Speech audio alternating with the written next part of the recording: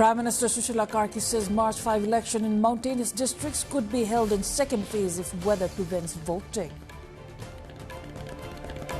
Nepal's Election Commission says almost 4 million ballots printed for the first past the post electoral system. World Bank approves the $95 million operation to help expand access to finance for Nepali SMEs and promote job-led growth. Unusually heavy snow in Japan claims 30 lives in the past 2 weeks. Troops deployed to help residents in heaviest hit regions. U.S. President Donald Trump agrees to slash U.S. tariffs on Indian goods to 18% from 15% in exchange for India lowering trade barriers. And Nepal up against UAE in ICC Men's T20 World Cup warm-up match in Chennai. UAE gives Nepal a target of 146 runs. Good evening, I am Iprulagi Singh Lama and this is NTV World Primetime News coming to you live from Kathmandu at 1900 hours Nepali time. Across the globe, it's 1:15 p.m. in London, 10:15 p.m. in Tokyo and just after midnight in Sydney. Now the news in details. Prime Minister Sushila Karki has said that the election to the House of Representatives could be held in the second phase in the mountainous districts in case the weather is not favourable on March 5. Prime Minister Karki said this while talking to journalists after attending the concluding ceremony of the National Cadet Corps NCC training held at the Nepali Army's NCC Mid-Region Training School at Hatikhor, Kawasoti Municipality 1 today. सरकारले जसरी पनि गराउँछ निर्वाचन कहीं रोकियो ओर्यो भने फेरि दुबारा अर्को पटक नै अर्को उसमा गराउँछ अब हामी थोरै ठाउँ भएकोमा त साधनको प्रयोग पनि हुन सक्छ साधनको प्रयोग गरेर पनि मान्छेलाई उसारेर पनि गराउँछ अब त्यहाँ हुनै नसक्ने अवस्था हो भने त्यही रूपबाट विचार हुन्छ तर निर्वाचन चाहिँ हुन्छ जसरी पनि किनभने इमर्जेन्सी जस्तो भयो यो कुनै सोचेको बेलाको त होइन कसलाई थाहा थियो कि 23 को घटना घट्छ 24 को घटना घट्छ अनि यत्रो दहशत हुन्छ भन्ने त कसलाई थाहा थियो. The Prime Minister urged everyone to participate confidently in the upcoming election on March 5 as no region has so far prevented the election from being postponed. She expressed confidence that the newly elected representatives will take charge of the government and lead the country in a new direction after the timely completion of the elections. Now, for the House of Representatives elections scheduled on March 5, almost around 4 million ballots have been printed for the first past the post electoral system. According to the Election Commission stated that ballot printing has been completed in 30 districts. Likewise, 20.83 million ballots have been printed for the proportional representation system. Ballot printing is being carried out regularly at the Janak Educational Materials Center in Bhaktapur.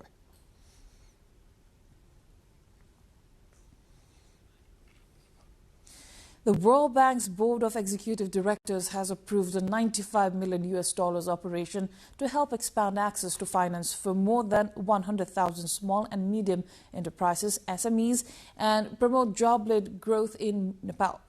World Bank Country Division Director for Maldives, Nepal and Sri Lanka, David Sislan, said this operation will strengthen Nepal's Deposit and Credit Guaranteed Fund, DCGF, to expand risk sharing, enhance financial sustainability, and introduce new guarantee products for underserved segments such as women-led businesses. According to the World Bank, the Sustainable and Inclusive Finance Project builds on reforms supported under the World Bank Financial Sector Stability and Finance for Growth Development Policy Credit Series, concluded in 2024, which prioritized access to finance for underserved segments as a key pillar.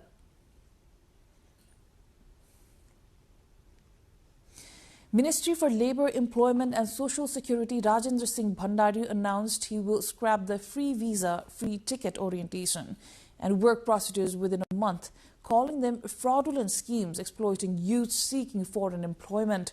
He said all syndicates operating in the name of labourers' rights would be dismantled and the ministry itself would provide free health checks, pre-departure orientation and labour permits. He previously removed the health fee for foreign employment, calling it excessive. At a half-year review meeting, Vice Chair Prakash Kumar Shrestha urged officials to avoid overlapping activities and redundant budgets, while Ministry Secretary Deepak Kafle instructed division heads to accelerate projects lagging below 16% completion. We'll go for a short break here. More news coming up.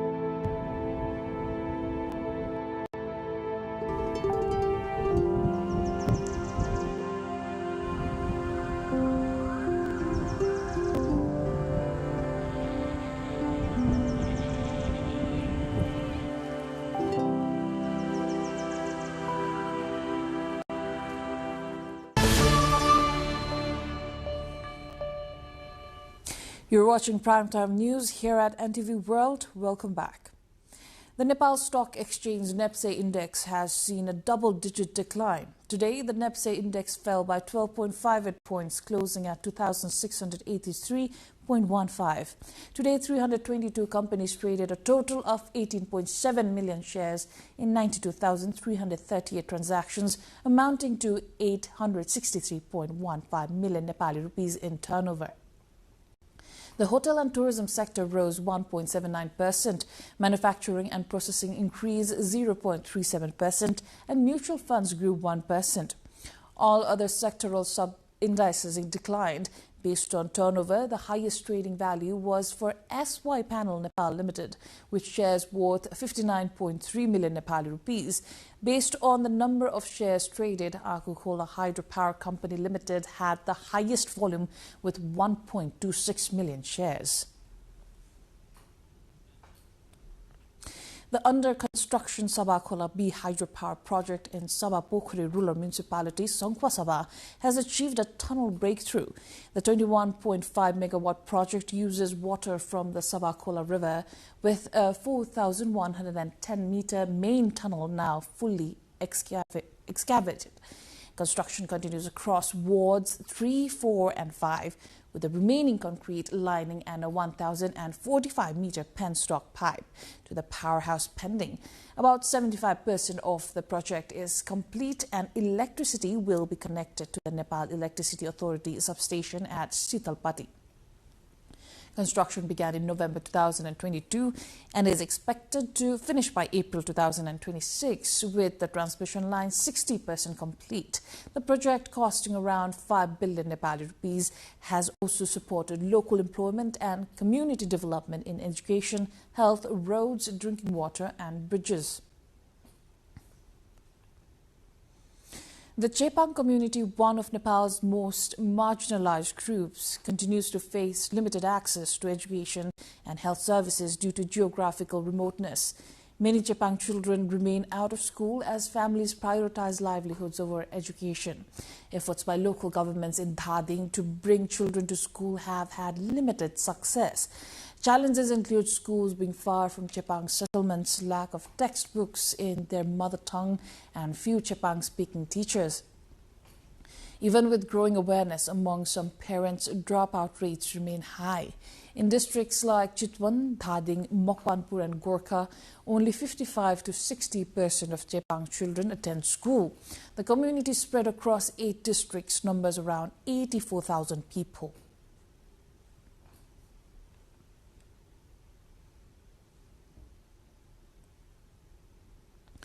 Now, Nepal officially has 21 protected areas, including national parks, wildlife reserves, and conservation areas. In addition, community, indigenous, and private initiatives also contribute to biodiversity conservation, even if they are not formally recognized. Studies in eastern Nepal, particularly in Ilam and Pachthar, have focused on these unofficial protected areas.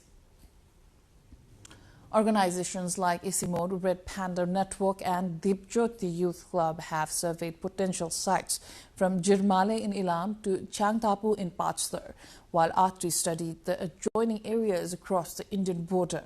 In Nepal, 18 border sites were surveyed and several areas were identified as potential sites for officially designated protected areas. The study aims to formally recognize areas that conserve biodiversity and help Nepal meet its international commitment to increase protected land and marine areas, currently at 17.6% of land and 8.4% of oceans, toward the 2030 goal of 30%. Tourist arrivals in Mustang have increased even during the winter season. In January 2026, 10,822 foreign tourists visited, up from 4,346 in January 2025, showing a rise of 6,476 visitors. Of the total, 10,045 were from SAARC countries and 777 from other nations. In 2025, Mustang welcomed 161,142 foreign tourists, and the Annapurna Conservation Area project estimates around 200,000 visitors for 2026. The increase is especially notable among Indian tourists paying homage to Muktinath Temple. Now, the price of gold and silver has slightly gone up in the domestic market today as compared to the price on Monday. According to the Federation of Nepal Gold and Silver Dealers Association, the price of hallmark gold has been determined at 290,300 Nepali rupees per tola, and the price of same quantity of silver at 5,335 rupees.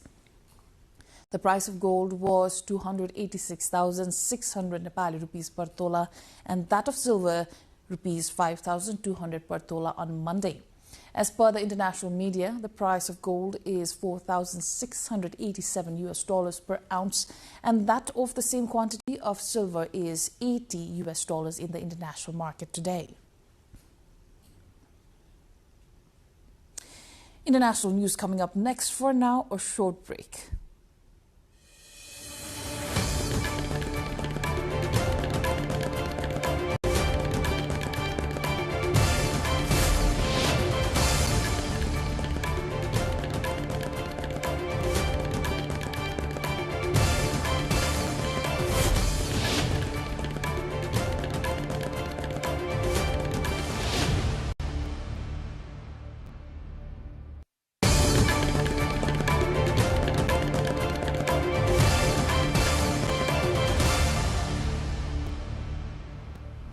The unusually heavy snow in Japan has been blamed for the death of 30 people in the past 2 weeks, officials said on Tuesday, including a 91-year-old woman found under a 3-meter pile outside her home. The central government has deployed troops to help residents in Aomori, the heaviest hit region, where as much as 4.5 meters of snow remains on the ground in remote areas. Prime Minister Sanae Takaichi held a special cabinet-level meeting on Tuesday morning to instruct ministers to do all they can to prevent deaths and accidents. A powerful cold air mass has resulted in heavy snow along the Sea of Japan coast in recent weeks, with some areas seeing more than double than usual volumes.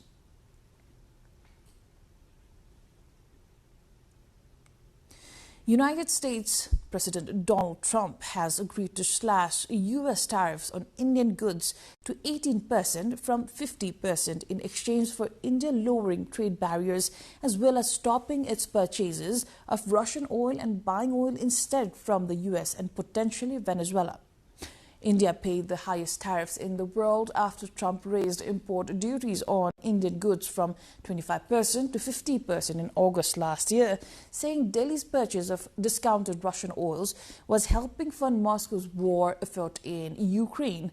After his call with India's Prime Minister on Monday, Trump claimed Narendra Modi had agreed to stop buying Russian oil and buy much more from the United States and potentially Venezuela. The patch-up comes after Trump's trade war soured carefully cultivated relations between Washington and Delhi, with exports from India to the U.S. falling sharply across key job-creating sectors such as textiles, seafood and jewelry. Last week, India and the EU announced a trade deal eliminating tariff on 80 to 90% of the goods.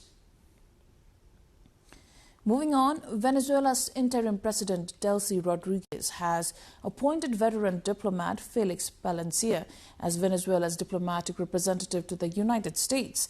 This was confirmed by the Republic's foreign minister, Ivan Gil, following a meeting between the Venezuelan leader and the U.S. Charge d'Affaires for the Venezuela Affairs Unit, Laura Dogu, held Monday.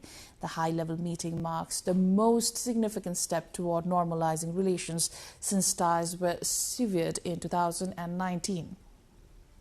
Following the closed-door session, Foreign Minister Ivan Gil announced the appointment of veteran diplomat Felix as Venezuela's representative to the United States.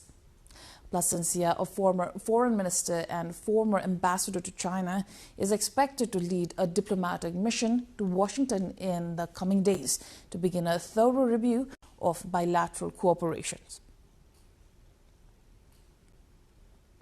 After more than 2 decades of shaping Thailand's electoral landscape, the Shinawatra family is facing a critical challenge as Thai voters head to the polls coming Sunday. The election will test whether the Pheu Thai party can retain its grip on power amid shifting voter priorities, economic pressures and intensified competition from rival parties. Pheu Thai, closely associated with former Prime Minister Thaksin Shinawatra and his family, has long relied on populist policies and strong ruler support to win elections.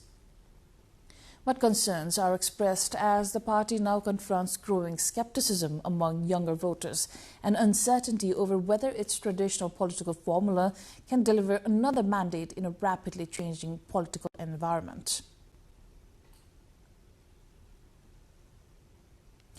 Now, former U.S. President Bill Clinton and his wife Hillary Clinton, the former Secretary of State, have agreed to testify in the congressional investigation into late sex offender Jeffrey Epstein. It comes days before a vote on whether to hold the couple in criminal contempt for refusing to appear before the House Oversight Committee after a months-long standoff. Bill Clinton was acquainted with Epstein, who died in prison in 2019, but has denied knowledge of his sex offending and says he cut off contact 2 decades ago. It's unclear when the depositions will take place, but it will be the first time a former U.S. president has testified to a congressional panel since Gerald Ford did so in 1983.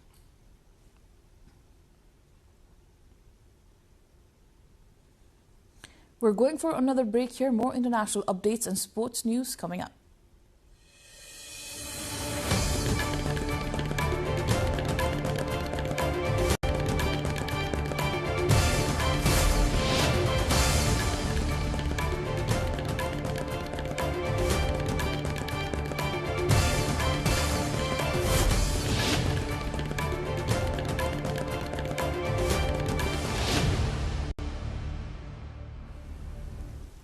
A partial U.S. government shutdown entered its third day without resolution as Democrats continued to demand immigration reforms as part of any funding deal to reopen the government. Senate Democrats and Republicans agreed to a package of 5 spending bills on Thursday, but stripped out a 6th bill on full fiscal year funding for the Department of Homeland Security. The Senate instead approved a 2-week funding for the DHS that gives lawmakers more time to work out disputes over its long-term budget. The package approved by the Senate must now be cleared by the House of Representatives before it is sent to President Donald Trump's desk for signature. The Senate package includes funding for the Defense Department, the Health Department, the Treasury, the federal court system and other agencies until the end of the 2026 fiscal year on 30th September. However, funding for these federal agencies ended at midnight on Saturday, resulting in a partial shutdown as the House has yet to approve it. Finland is constructing a new fleet of icebreakers for the United States, highlighting its strategic role in Arctic maritime operations as tensions in the region grow. The deal comes amid heightened U.S. interest in the Arctic, where melting ice is opening new shipping routes and increasing competition over natural resources. Finnish expertise dominates the global icebreaker industry. According to Arctia, the state-owned company that manages Finland's icebreaker fleet, 60% of the world's icebreakers are Finnish-built and 80% are designed by Finnish companies. The deal, however, has raised questions due to broader geopolitical factors. Officials in Finland, however, emphasize that the sale is strictly commercial and technical, but the strategic implications are attracting attention amid rising global competition for influence in the region. China expects to handle 9.5 billion cross-regional passenger trips nationwide during the 40-day Spring Festival travel rush for 2026, which officials started on Monday. The railway network across the country is expected to see an average of 13.48 million passenger trips per day, up 5% year-on-year. To assist travellers with heavy luggage, railway stations in Beijing have introduced a service called Light Travel, which delivers luggage between passengers' homes and the station. On highways, the average daily traffic volume is projected to exceed 40 million vehicle trips nationwide during the holiday rush.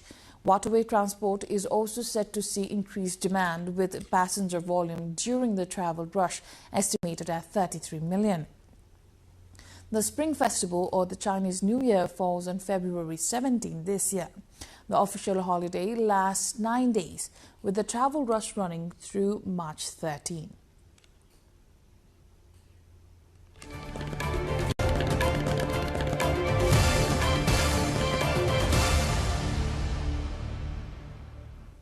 It is time for Sports Update.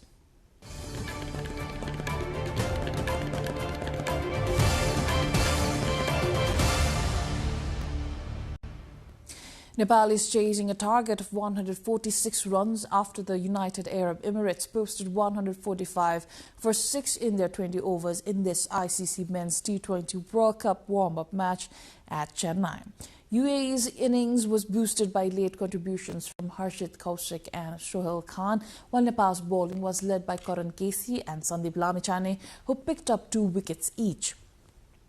Dipender Singh Airi was impressive as well, giving away just 12 runs in his 3 overs.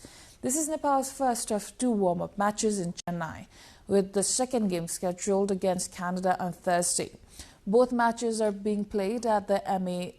Chidambaram Stadium, a World Cup venue, giving the Nepali side valuable exposure to the pitch and conditions ahead of the tournament. Nepal will begin its World Cup campaign against England on February 8th and is placed in Group C alongside West Indies, England, Scotland and Italy.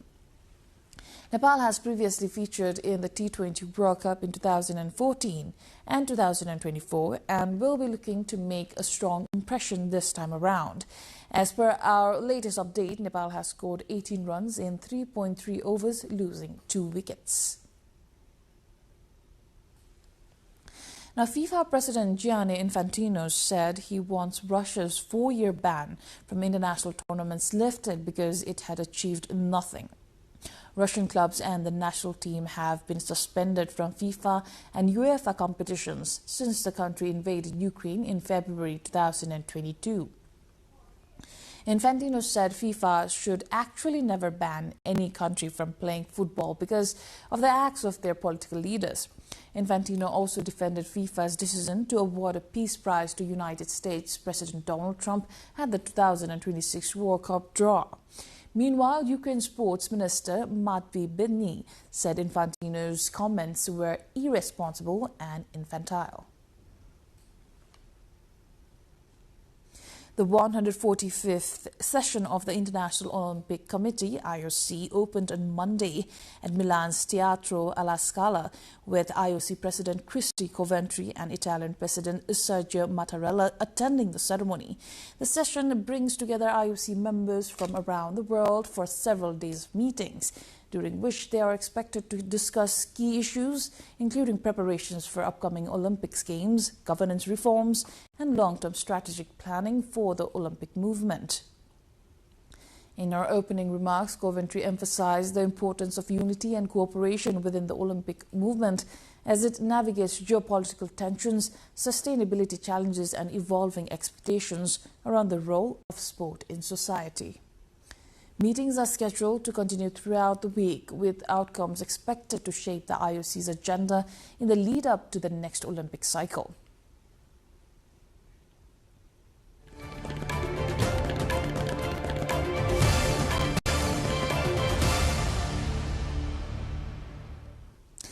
Now, before wrapping up, let's have a look at the reminder of our top stories once again.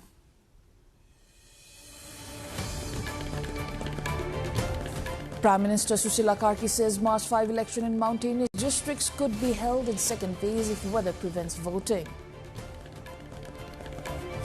Nepal's Election Commission says almost 4 million ballots printed for the first past the post electoral system. World Bank approves a $95 million operation to help expand access to finance for Nepali SMEs and promote job-led growth. Unusually heavy snow in Japan claims 30 lives in the past 2 weeks. Troops deployed to help residents in heaviest hit regions. U.S. President Donald Trump agrees to slash U.S. tariffs on Indian goods to 18% from 50% in exchange for India lowering trade barriers. And Nepal chasing a target of 146 runs against UAE in ICC Men's T20 World Cup warm-up match underway in Chennai.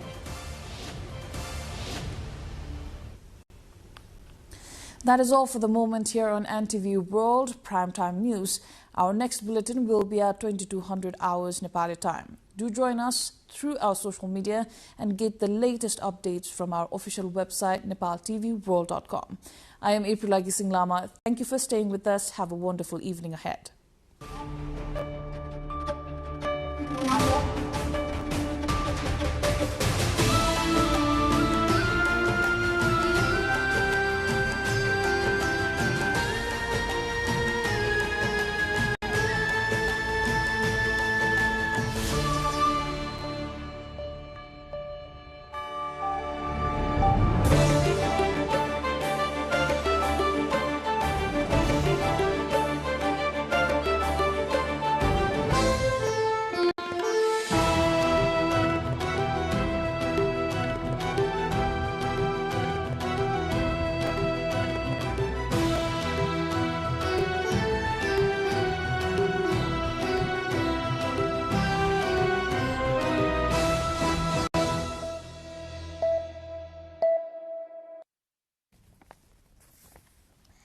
Welcome to the studios of NTV World in Kathmandu, Public Service Broadcasting PSB Nepal's new initiative to make Nepal more visible and audible to the global audience. Welcome on board.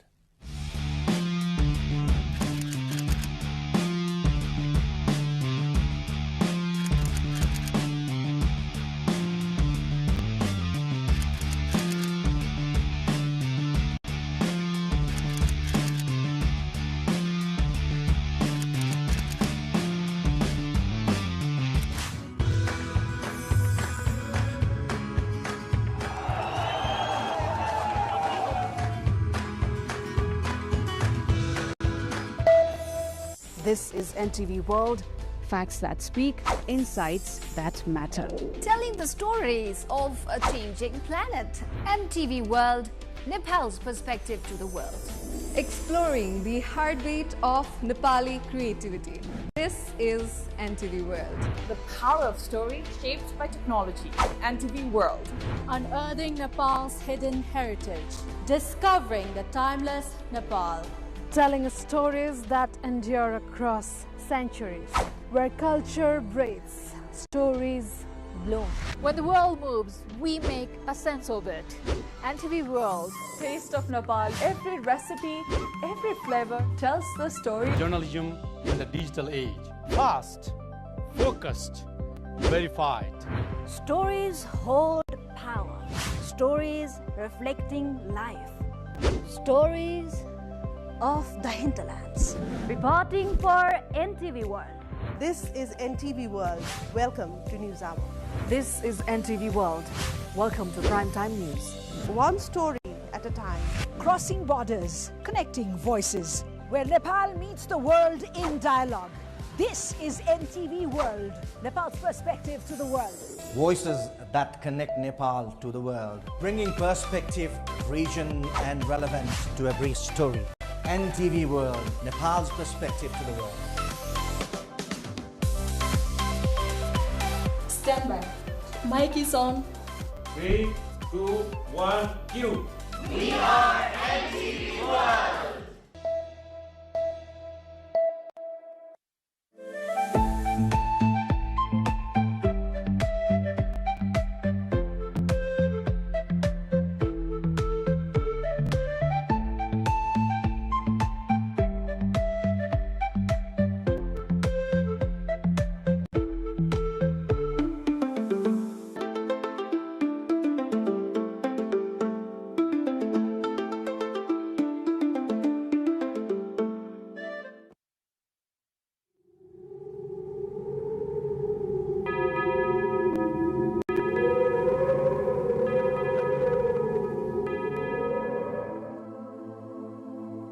In the high mountains, where the air thins and silence deepens, an ancient discipline endures.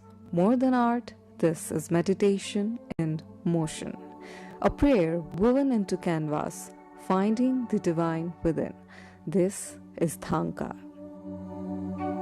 Thanka भने चाहिँ त्यो समतल भूमि भने हो के हैन त्यो space भने हो त्यो रेसेमा पनि तपाईले सेतो कडमा स्पेस देख्यो हैन हो त्यसमा चाहिँ का लेख्ने भने चाहिँ बुद्धको वचन लेख्ने भने हो के त्यो बुद्धको वचन बागल चाहिँ त्यो चाहिँ शुद्ध छ हैन राम्रो छ त्यसले चाहिँ मानव जीवनलाई चाहिँ कल्याण मानव जीवनलाई मात्र नभएन प्राणी जगतलाई नै चाहिँ कल्याण गर्ने चीज हो थाङ्गा त्यही भएर चाहिँ जीवन जिउने सँग चाहिँ रिलेटेड छ भनेर भने हो त्यो चाहिँ पञ्चतत्वको रूपमा चाहिँ त्यो चिनाएर त्यो तत्वलाई त्यो ठाउँमा जानुपर्छ भनेरको यो त आशयको रूपमा चाहिँ लगेको हुन्छ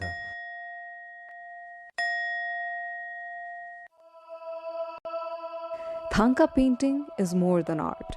It's devotion on canvas, rooted in Buddha philosophy, traditions, and shaped by centuries of Buddhist influence. Each stroke tells a story of enlightenment. This is not from painter's own mind. This is from the book. So painters, they have to strictly follow the rules. Through meditation, we can understand our true nature. And when we understand our true nature, we understand everybody. And our true nature is compassion. Our true nature is wisdom. And when we practice these things, we find peace, and that peace is permanent.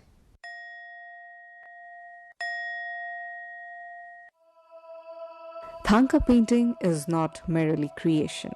It is consecration, rooted in Buddhist philosophy and perfected through centuries. Each brushstroke carries the weight of a mantra. Each color a fragment of enlightenment.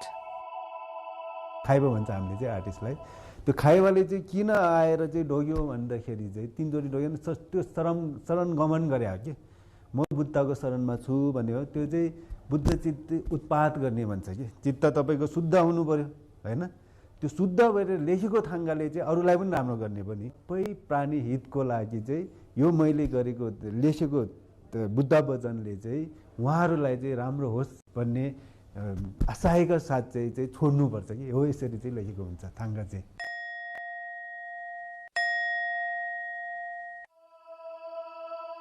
The Thanka is a visual sculpture, a spiritual map to transcendence. Every artist begins not with imagination, but with surrender to discipline, devotion, and compassion for all living beings. To paint is to meditate. To complete is to awaken.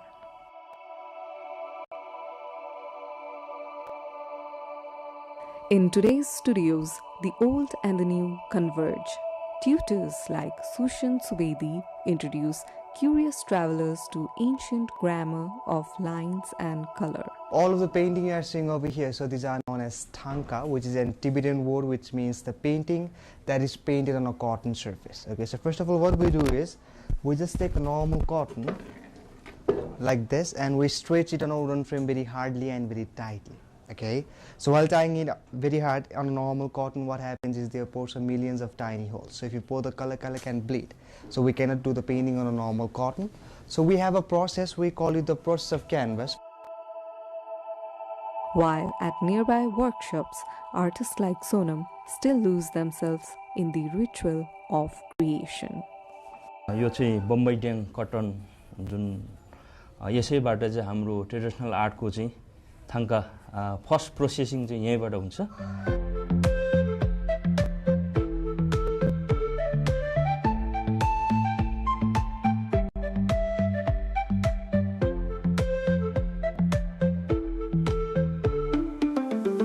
सरेस भन्ने गरिन्छ हामीले, यो चाहिँ खासमा र याक skin भनेर चाहिँ प्रयोग गरिन्छ पहिलेको त्यो हिस्ट्री हेर्दाखेरि चाहिँ। अनि अब यो चाहिँ हाम्रो चाहिँ माध्यम चाहिँ यो ग्लुको काम गर्छ यसले चाहिँ। यो र हामीले चाहिँ माटो मिसाएर चाहिँ यसमा पानी लगाएर अब यसको कति मात्रा उ गरेर तताइसकेपछि चाहिँ अनि अब हामीले कत्रो क्यानभस बनाउने कतिवटा बनाउने त्यो हिसाबले हामीले यो सरेस माटो भनिन्छ त्यो मिलाएर मात्रा मिलाएर हामीले प्रोसेसिङमा जानु सकिन्छ।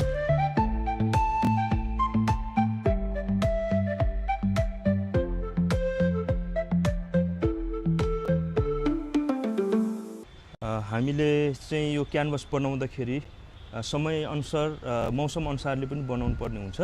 घाम लाग्ने बेलामा बनाउनु सक्यो भने हामीले छिटो आफ्नो कामहरू छिटो छरिदो बनाउन सकिन्छ र झरी पर्ने बेलामा चाहिँ हामीलाई निकै समय लाग्छ। त्यसले गर्दाखेरि यो घाम लाग्ने बेलामा हामीले बनाउनु सक्यौँ भने छिटो अनि यसलाई आफूलाई चाहिने मात्रामा पटक पटक यता दुई साइडमा चाहिँ क्लिन गर्नु सफा गर्नुपर्ने हुन्छ। अनि कतिको मात्रा हामीलाई चाहिन्छ त्यो पुगिसकेपछि हामीले त्यसपछि स्केचमा जानुपर्ने हुन्छ। यो सुकिसकेपछि चाहिँ एउटा यसरी पनि हामीले चेक गर्न सकिन्छ हामीले कतिको तयारी भयो भएन। यो आवाज आउनुपर्ने हुन्छ। जस्तै अब ओसिएको छ भने बेग्लै आवाज आउँछ, सुकेको छ भने राम्रो आवाज आउँछ यो।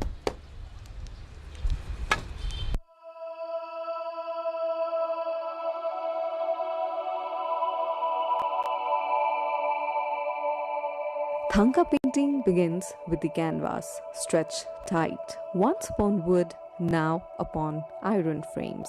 The glue that seals it, once drawn from the yak, now sourced from the maple or synthesized in a lab. Yet in the scent of drying paste, the artist still reads the readiness of the soul of the painting. So after the sketching is done, second thing we do is the coloring. So while coloring, we have different levels of artists in our school. Like from the beginner level, we have intermediate and the master level of artists. So if you go with the beginner intermediate, there's the acrylic colors. But if you go with the master level of artists, so they use the stone colors like this. Okay, so why they use the stone color is stone being a natural color. So while we apply this sort of color in the art, it remains for the longer period of time because natural thing, it doesn't have expiry date. Yeah, so the meaning and the philosophy of an art, the art itself, it is preserved for the longer period of time. So that's why they use the stone. And for the finishing of an art, so we use 24 karat real gold on the painting. Okay, so why we use the gold is not to make the painting very expensive, but if you see in Hinduism, in Buddhism, gold it is signified as in purity. So to purify the meaning and the philosophy behind the art, so we use 24 karat real gold.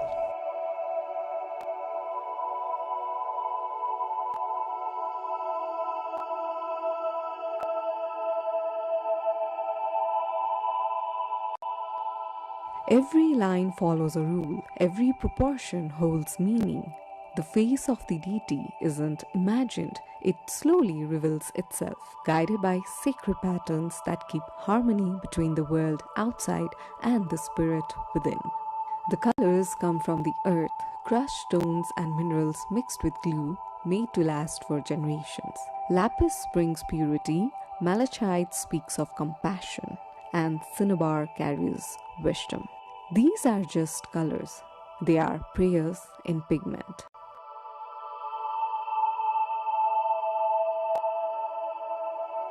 प्राचीन कालमा चाहिँ यो थाङ्गा चाहिँ पाँचवटा colour लेख्ने हो।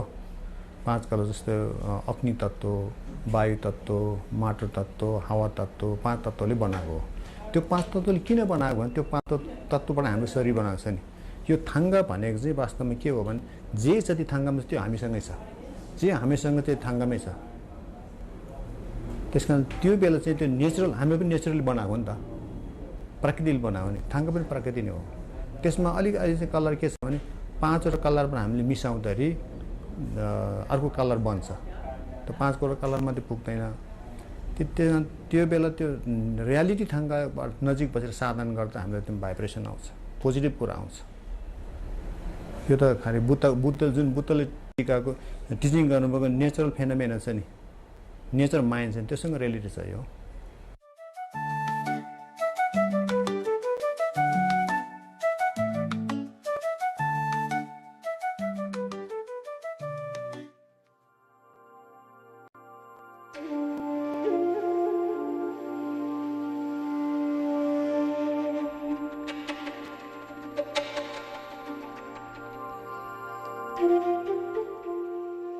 Home Bahadur Tamam, a gifted Thanga artist from the spiritual heart of Buddha, has turned his craft into a global bridge between tradition and business. थाङ्गा चाहिँ मैले 1970 सिक्न सुरुवात गरेको। मेरो टिचर चाहिँ मभन्दा अघिल्लो मेरो दाइ हो, साइला दाइ। मेरो चाहिँ बाउपादेखि नै कलाकार हुनुहुन्थ्यो। पाटन, भक्तपुर, छामेल, दरबार स्क्वायरमा यसै पसल बेच्ने काम हुन्थ्यो। अनि त्यो बेच्दा मैले यो थाङ्गा चाहिँ विदेशीले किन्दो रहेछ, आफैले विदेशसँग बेच्नुपर्छ भन्ने अलिकति मनमा मलाई अलिकति सोच आयो। त्यसपछि मैले 2050 सालमा यहाँ सुरु गरेँ, आजभन्दा 32 वर्ष अगाडि। What began as a young artist's journey through the streets of Kathmandu has blossomed into a thriving enterprise where sacred art meets business and tourism.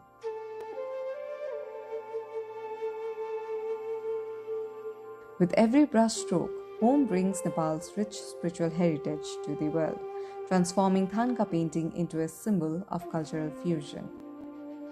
त्यो बेला चाहिँ पसल कोही पनि यहाँ थिएन, किनभने त्यो मार्केटले चाहिँ कहाँ मार्केट हुन्छ भन्ने खोज्दो रहेछ। त्यो खोज्ने क्रममा म यहाँ आइपुग्यो। विदेशीहरू पनि यहाँ त्यति अहिले जस्तो बस्दैन, 5 मिनट 10 मिनटमा घुमेर जानुहुन्थ्यो। त्यतिखेर खाने रेस्टुरेन्ट पनि एकजना मात्रै थियो, एउटा मात्रै थियो। अहिले चाहिँ होस् त्यो बेला र अहिलेमा धेरै आकाश जमिनको फरक भएको छ। His story is one of passion, innovation, and a deep commitment to preserving tradition while embracing the future. विशेष गरी यो बौद्ध स्तूपसँग रिलेटेड छ। यो बुद्धको शिक्षासँग रिलेटेड यो थाङ्गा चाहिँ संसारको मानिसहरू यो स्तूपलाई घुम्ने क्रममा यो प्रार्थना गर्ने मेन आउने ठाउँ चाहिँ यो रहेछ। त्यसो भएको हुनाले यो चाहिँ विशेष गरी ओल्ड हेरिटेज साइटमा चाहिँ त्यो पनि के हो बुद्धिस्टको भएको हुनाले चाहिँ नेपालभरि कुनै थाङ्का बिक्ने ठाउँ चाहिँ अति महत्त्वपूर्ण चाहिँ यो नै हो वास्तवमा, किनभने रिलेटेड छ यो बुद्धसँग। From the hills of Ramechhap to the heart of Buddha, Home Bahadur Damang has a glorious story to tell. A story of will, determination, struggle, and success. म आफै पनि रामेछाप दुर्गम जिल्लामा जन्मेको चाहिँ रोजगार छैन, त्यहाँ स्कुल छैन, कलेज छैन, हस्पिटल छैन, रोजगार छैन। त्यसपछि म पनि रोजगारकै क्रममा यहाँ आएर मैले सुरुवात गर्यो। अहिले चाहिँ म लगभग 49 वर्ष भयो यही पेसा गरेर दाल भात खाएको। अब नयाँ पुस्तालाई पनि मैले हस्तान्तरण गर्नुपर्छ है भन्ने मेरो एउटा उद्देश्यले चाहिँ अहिले मैले नयाँ पुस्तालाई चाहिँ गाउँबाट आउनुहुन्छ, स्कुल सकेर अनि बिहान चाहिँ कलेज जानुहुन्छ दिउँसो काम छैन त्यस कारणले मैले 3 महिना फ्री ट्रेनिङ दिने गरेछ उहाँको स्किल अनुसार टेस्ट गरेर हामीले यही तलब दिएर जस्तो बिहान कलेज पनि भ्यायो उसको कति हो त्यसो त्यहाँबाट एक्स्ट्रा टाइम चाहिँ 5 घण्टा 6 घण्टा 7 घण्टा पनि यहाँ जीवन चलाउने चाहिँ काम भइरहेछ अहिले For 49 years, he painted, taught, and empowered young artisans. Today, his school preserves tradition and creates futures. हामीले यहाँ सुरुमा इन्टरभ्यू लिन्छु त्यसपछि 1 हप्ता चाहिँ नि सानो क्यानभासमा हात ट्रेनिङ दिन्छु त्यसको शरीरको बडीहरू अलिकति ट्रेनिङ दिन्छु अनि 1 हप्तापछि ओके भनेर ओके या यस भने कोही मानिस नसक्ने चाहिँ नि आधा घण्टामा 1 घण्टामा उठेर गइहाल्छ म सक्दैन ढाड दुख्यो किन उसको मन धेरै भएर गयो त्यो सक्दैन ऊ आउँदैन एक दिन पनि आउँदैन मात्रै आँखा चाहिँ हुनु पर्यो हामीले अपाङ्गलाई पनि सिकाएको छ जस्तो बाहिर कान नसुन्ने पनि सिकाएको छ आँखा चाहिँ हुनु पर्यो त्यस्तै हो As interest in Buddhism grows worldwide, so does the appreciation for our sacred art. Foreigners now come not just to admire but to learn, studying our architecture techniques and meditative Thangka traditions, giving new life to what was once known only within our borders. Buddhism Nepal हो नेपालमा जति छन् विश्वसम्पादकमा सूचीमा भएको मठ मन्दिर गुम्बद छ यसैबाट उहाँले पनि सिकेको वास्तवमा यो जुन बौद्ध स्तूपरा भनौँ लुम्बिनी त्यो जस्तो त उहाँहरूले बनाउन सक्दैन तर यसको चाहिँ एकदम महत्त्वपूर्ण के छ भगवान या चाहिँ दोस्रो तेस्रो बुद्धको रिलेटिभ यहाँ छ जति चाहिँ अहिले संसारमा यो बुद्धिज्म फैलिँदै जान्छ यो महायान बुद्धिज्म त्यतिकै ठाउँको भ्यालु चाहिँ बढ्दैछ अहिले जस्तो मेरै कुरा हो मैले 40-45 वर्ष यति ठाउँको महत्त्व थिएन किनभने वर्ल्ड वाइडमा बुद्धिज्ममा थिएन विदेशीहरूले जानेकै थिएन उनीहरूले त्यो सुरसुर आउँदाखेरि सानोतिनो एउटा नेपाल आउँदाखेरि सुपर किन नलैजाऊ भन्ने मान्दै लाइन थियो अहिले चाहिँ उहाँहरू चाहिँ जस्तो अमेरिका युरोप तपाईँको यो सिङ्गापुर ताइवान मलेसिया विभिन्न देशमा चाहिँ अहिले बुद्धिस्ट प्र्याक्टिसनर धेरै उहाँहरू चाहिँ गर्नुहुन्छ त्यसको लागि चाहिँ एकदमै महत्त्वपूर्ण छ त्यस कारणले भविष्यमा यो थाङ्गा चाहिँ छ यसको मार्केट छ As an artist, entrepreneur, and a master, he feels fulfilled, creating beauty, guiding others, and living with purpose. मैले संसार जीवन जगतलाई थाहा पायो अहिले हामी सांसारिक जीवन छ सांसारिक जीवनमा कसरी जिउने र अर्कोलाई पनि कसरी जिउन दिने कला थाहा पायो त्यसपछि अब जुन देशमा जन्मे पनि जुन कुलमा जन्मे पनि 100% निश्चित के हो भने मृत्यु छ त्यो त निश्चित हो नि एउटै निश्चित छैन कहिले पनि निश्चित छैन तर त्यो मर्नेमा म कसरी मर्ने भन्ने कला पनि थाहा पाएँ मलाई त धेरै परिवर्तन भएको छ मैले परिवर्तन भयो भने के हुन्छ मैले ठुलो पचेरो चढ्यो ठुलो गाडी त्यस्तो होइन तर मलाई खुसी छ सादा दाल भात खान पाएछ मैले परिवार पाल्नु पाएछ यही थाङ्गाले म जापान घुम्यो युरोप गयो चाइना घुम्यो बुद्धिस्ट कन्ट्री सबै घुमेको छ सबै ठाउँमा मैले घुम्नलाई मलाई पैसाको आपत पनि परेन थाङ्गा सँगसँगै लान्दै ब्रिफिङ गर्दै बेच्दै दर्शन बेचेको हो त्यसकारण मलाई त एकदम खुसी छु म त पनि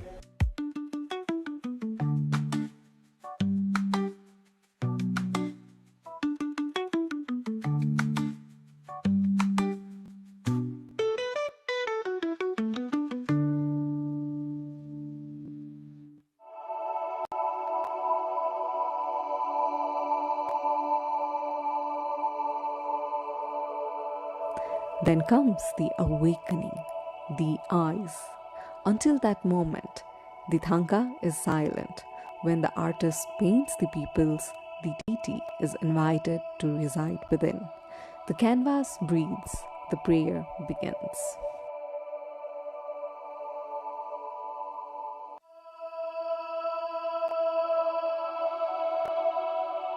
From quiet Himalayan ateliers to the galleries in Tokyo, Berlin, and New York, Thangkas now travel far beyond the monasteries. They adorn homes, museums, and collectors' walls, a global symbol of Nepal's artistic devotion. And mostly, Thangka word itself is a Tibetan word, so this tradition belongs to Tibetan people. This tradition belongs to Tamang, this tradition belongs to Newar community. Although they have different expression of color, technique, the detail, but this tradition, this culture belongs to this three community, and this is kind of passed on tradition. They learn this skill from their father, forefather, to the new generation. This is how this tradition has been continuing and preserving. So it is beneficial for them to live their life, and it is beneficial for the country because this is a culture, and culture and tradition is the treasure of each country.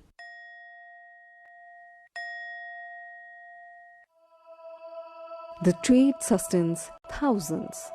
From the hum of borders alleys to export crates bound for distant lands, Thangka has become a vital thread in Nepal's creative economy. Yet, as markets grow, so does the tension between faith and fame, between meditation and merchandise. कला चाहिँ दुवै राम्रै हो हैन आफ्नो आफ्नै philosophy भन्ने हो यसले चाहिँ तपाईको मन भित्रको डेप्थमा जाने सिकाउने हो यसमा चाहिँ यो चाहिँ मिहिन काम हुन्छ कठिन पनि हुन्छ के किनभने यसमा चाहिँ तपाईले चाहिँ अघिको जस्तो धेरै चीजहरु चाहिँ लिनुपर्छ अनुशासन लिनु पर्यो हैन यसको विधि विधानमा बसेर गर्नुपर्छ यसमा चाहिँ अब त्यो चाहिँ तपाईको मनमा जुन फिलिङ्स आउँछ त्यो लेखिहाल्ने हो के त्यो गर्दाखेरि त्यसले पनि ओलमा चलिरहेछ यसले चाहिँ नेपालले किन अब त्यसलाई चाहिँ कम्पिटिसन गर्न सक्छ भने चाहिँ यो चीज चाहिँ अरूले गर्न सक्दैन किनभने त्यसमा मेडिटेसन ध्यान जस्तै गर्नुपर्छ के सरकारी स्कुलबाट चाहिँ स्कुलिङ देखि नै गर्नुपर्छ यसको पाठ्यक्रमहरु बनाउनु पर्छ हैन एउटा त्यो गरिसकेपछि यसको प्रमोट हुन्छ हैन हामीलाई चाहिने त त्यो प्रवर्धन हो नि तर ब्याङ्किङहरुले पनि के गर्नु पर्यो भने यसलाई चाहिँ बिना दिदोमा पनि के रे ऋण दिने वातावरण हैन कलाकारको के छुटाएर के अनि तपाईको हामीले ट्याक्स तिर्नु पर्छ ट्याक्स तिर्दाखेरि पनि कुनै एउटा चीज चाहिँ कलाकारलाई कुन ओदामा राखेर त्यसको एउटा ब्यालेन्स एउटा गरेर सरकारले गरिदियो भने यसको जन अझ फ्रस्टिन्छ के फ्रस्टिएपछि त यो नेपालकै लागि चाहिँ यसले चाहिँ पर्यटनलाई पनि विकास हुने अनि त्यो स्कुल कलेजमा भयो भने पुस्ता हस्तान्तरण चाहिँ एकदम दिगो हुन्छ के All the Thangka has same meaning of peace. So foreigner, they admire philosophy. Practitioner also, they choose deities mostly to practice, to visualize, and they imagine the quality of deities with themselves. And some least person, they want it as a souvenir to decorate for the positive vibe. Some they buy it for the gift for their loved one. Philosophy reminds us about the beautiful quality, and that quality gives us peace, and that peace is everyone searching for. So Thangka painting is very, very important for everyone because it is relevant with our life. If it is relevant with our life, that is truth.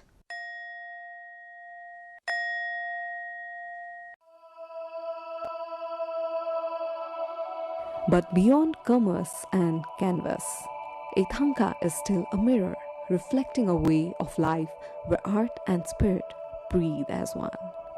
Every brush that moves today carries the echo of generations, an unbroken whisper from monastery walls to the modern world. As the sun sets over the Himalayas, somewhere an artist bows before a finished Thangka.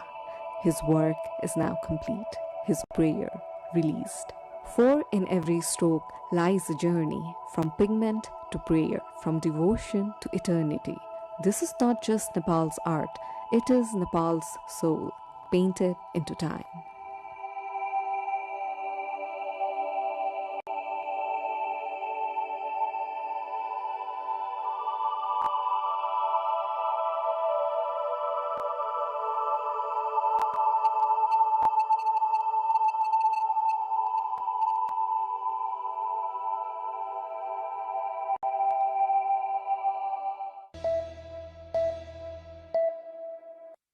What is the power of music that political narratives don't? The real music comes between the notes. It's the silence.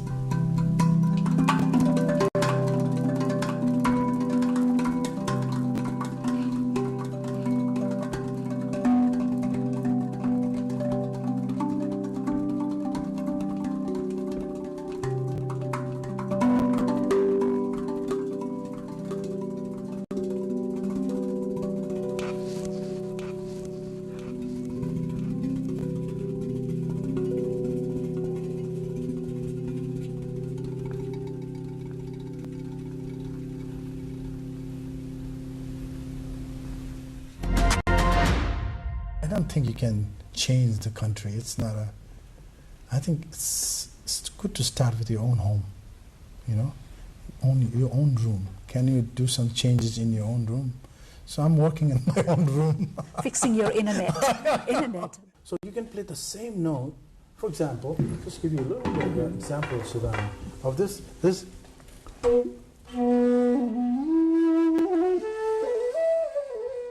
Sounds very Nepali. Right. And it could be on the mountain. But if I did...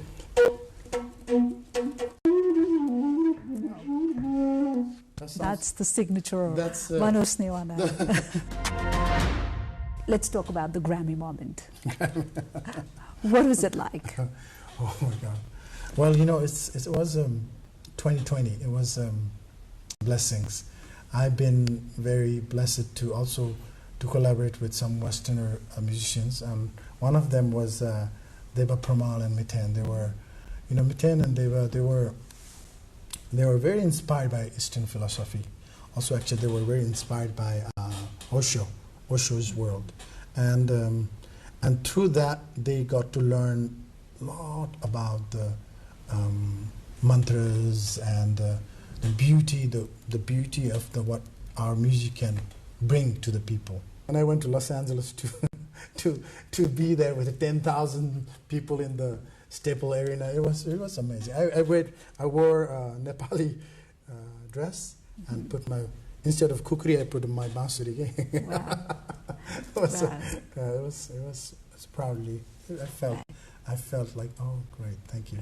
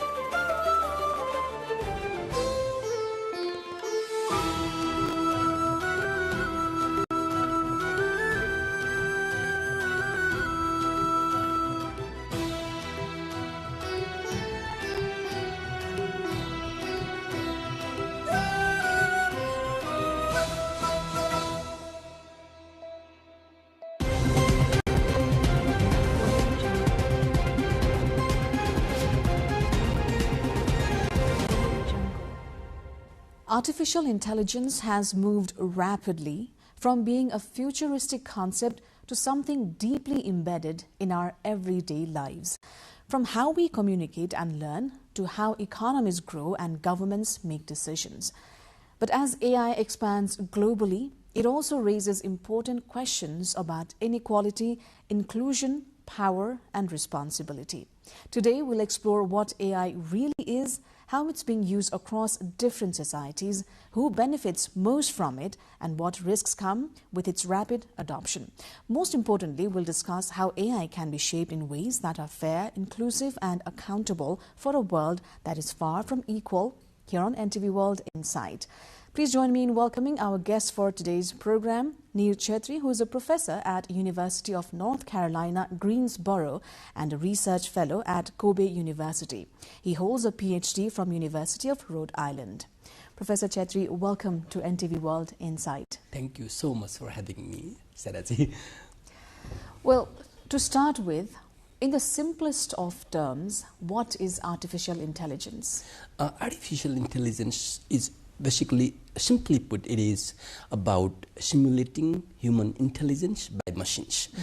The way it works is basically machines exactly acquire different types of information. They understand the rules, how exactly all those different information is processed, and apply those rules to reach into some conclusion. So machines do that, actually simulating human behavior. And over time, they also self-correct and learn from feedback, so that the ultimate goal is to become exactly like human being. And okay, the ultimate goal is to become human, not only like human being, because they can process information much faster, maybe 100 times faster or even 1,000 times faster.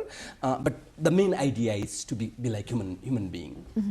Across the world, across cultures and geographic region, how are we using artificial intelligence, knowingly or unknowingly? Yeah, actually we are using artificial intelligence pretty much all the time. For example, in Nepal, let's say, most people have smartphone. If you are using smartphone, if you are writing me a text and there is some recommendation, okay, what the next word is possibly going to be, you don't have to really type, and the phone is suggesting you something, and that is artificial intelligence. The predictive thing. Exactly. And that is a simple artificial intelligence, not very sophisticated. If you are using Microsoft Word and typing things, and it will basically suggest some words or make some spelling errors, correct that, and that is also artificial intelligence. If you are using social media, then maybe what exactly the social media is recommending you, that is also artificial intelligence. If you are buying product from Amazon or other websites, and based on what exactly you did in the past and your certain type of profile, they recommend you something, that is also artificial intelligence. So more advanced use could be if you are driving a car and the future is self-driving car, and they also use artificial intelligence. And also pretty much used in different areas, like even farmers are making a lot of good use of artificial intelligence, and pretty much across all industries they are using artificial intelligence these days. Do you think socio-economic factors come into play when it comes to accessing AI or using AI? Of course, yeah. AI, when you talk about socio-economic factor, if we want to take advantage of AI, for example, we need advanced infrastructure. One example could be 5G, the 5th generation cellular infrastructure. And actually, Nepal currently doesn't have. And if we consider the low-income countries, only 4% of them have 5G. And if you go to high-income countries, 85% have. Of course, they are in a position to take advantage of that. And more educated people are more likely to use, and there is also a generational gap. Compared to older people, younger people are more likely to use. And if we compare, for example, in the university setting where I work, and actually students are more likely to use than teachers. And if you go to the corporate world, some departments like technology, innovation, R&D are more likely to use than other more traditional departments like those kind of human resources and marketing. And of course, there is a big gap if you go to more advanced countries and a higher proportion of population and more companies use. And if you go to more economies in the global south or developing countries, and a lower proportion of people use that. And also there is a gap between big companies and small companies, and pretty much all big companies take advantage of AI, but when you go to small and medium-sized enterprises, and lower proportion use AI. So I mean there is difference across all different demographic profile of people, structure of companies, and global south, global north, and different corporate setting, and yeah, there is a lot of difference. UNDP just released a report earlier this month, and they have warned AI could widen inequalities between countries because of unequal starting points in infrastructure, in skills, and also governance. How real do you think is the risk, and who should be responsible for managing it? Yeah, that is a real risk actually. Basically, if we look at all the big technology companies developing AI solutions, currently there are about 25,000 of them developing different types of solutions. But if you look at all of the ones that are currently coming, they are from the Silicon Valley in the US. So pretty much all the US companies are dominating, followed by China. China has also companies like DeepSeek. So basically, it is coming from either developed countries like the US or some European countries like France, and there are also some initiatives in the Middle Eastern countries like the United Arab Emirates and Saudi Arabia and China. So we are not really creating a lot of AI in Nepal, or we are not creating at all in countries like Nepal and India. And so it has also something to do, when you talk about AI, there are different generations of AI, and mainly everyone understands the second generation of AI, generative AI like ChatGPT. Specifically, that type of AI requires it is about kind of training the AI model in all the content which is available freely on the internet. And if you go to the internet, more than 60% of the content on the internet is in English language. So they automatically benefit those English language speaking people. And so most content, most of the AI models are in the English language. If you go to other languages like even Hindi, actually, Hindi has more than 500 million people speaking Hindi, but pretty much they cannot really find anything in Hindi written to train the things, to train the AI model. So that is viewed as low resource language. So basically, it is being created by the developed countries, more powerful companies like OpenAI or Microsoft or Amazon or Google or Chinese companies. And so basically, if we do not do anything, those technology powers might dominate.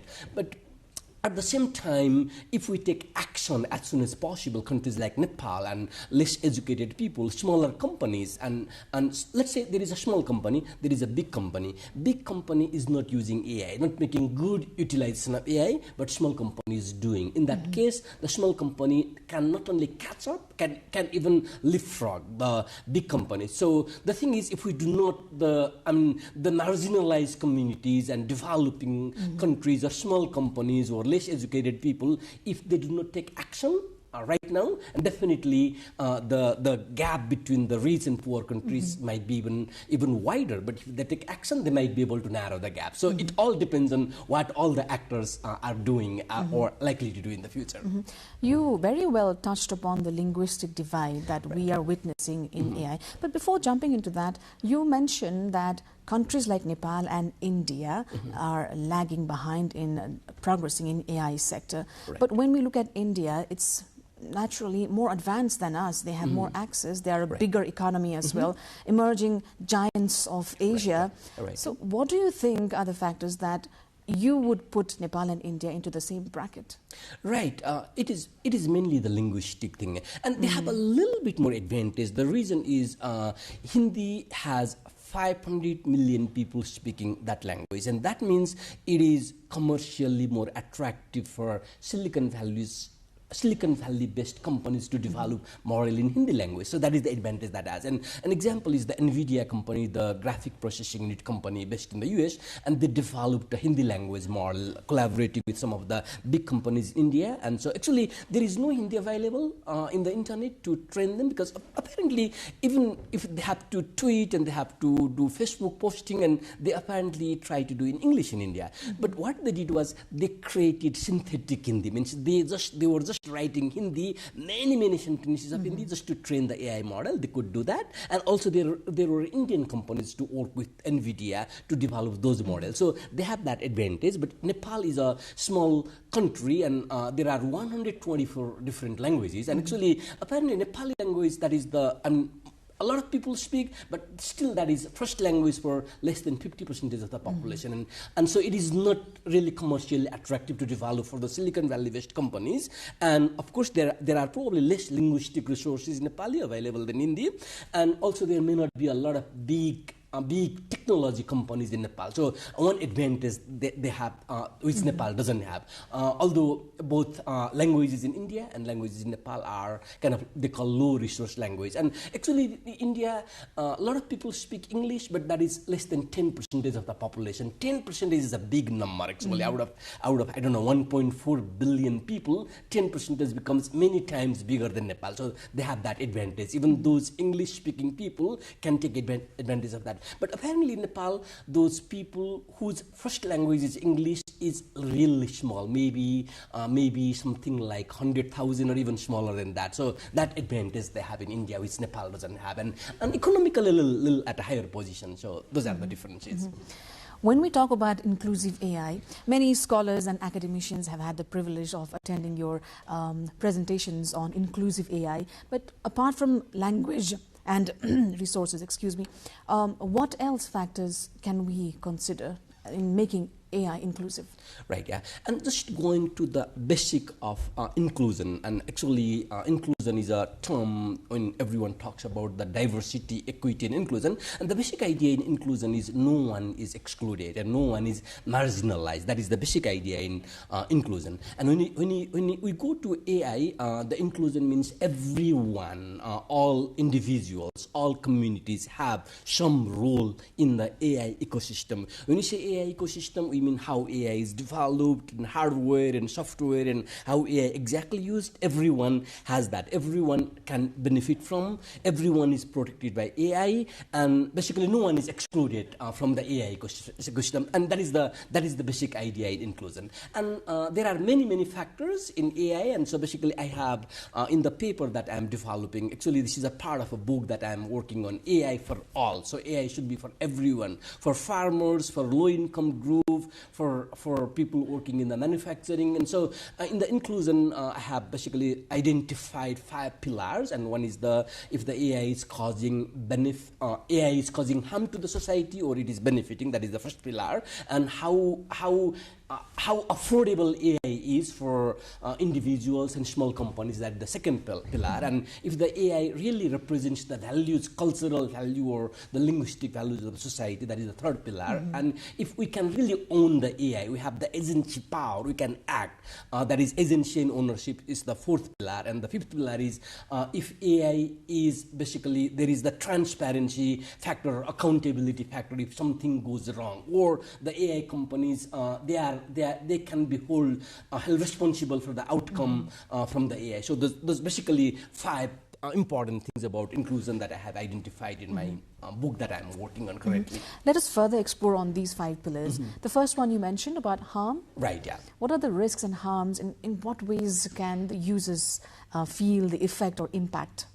Right, harm basically means that I can give you an example. Probably example can illustrate that better. And so there was the AI developed by Elon Musk. The name was Grok, and it was being used in South Africa. And so basically, whatever the things from the knowledge of the community, and it is not included in AI, and that might harm the society rather than helping them. So when they ask in South Africa, ask any question to Grok, and it was saying this white genocide and people killing all these white people is a real thing, and that is racially motivated thing, and basically.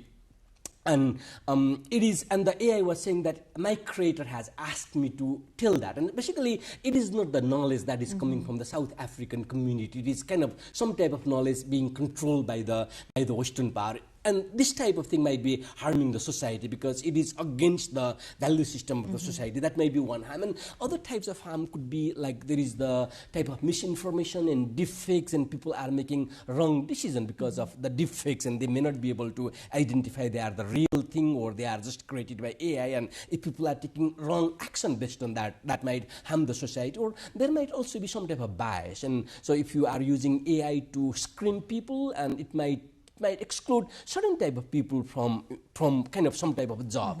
Or actually, if you use the AI setting, and apparently depending on the words that people in different racial backgrounds might use different type of words in their essay or different type of assignments, and it is just penalizing certain type of words, and all those are harming people actually. So there are a lot of benefits definitely AI can create, and so I should not talk about harm only, and there are actually benefits, and there are all these applications being used by farmer, and they are basically the first generation of AI, not the second generation AI. There is one in plant village Nuru in Africa, and they can identify all these different diseases in plant. And there is another one, farmer chat, and there is also a lot of different types of AI being used by farmer, and they are being able to identify the disease, and it exactly tells farmer what to do, identifying that type of disease when they upload that on their cell phone. And so actually a lot of farmers are already benefiting and increasing their productivity of 40%, 70% in countries like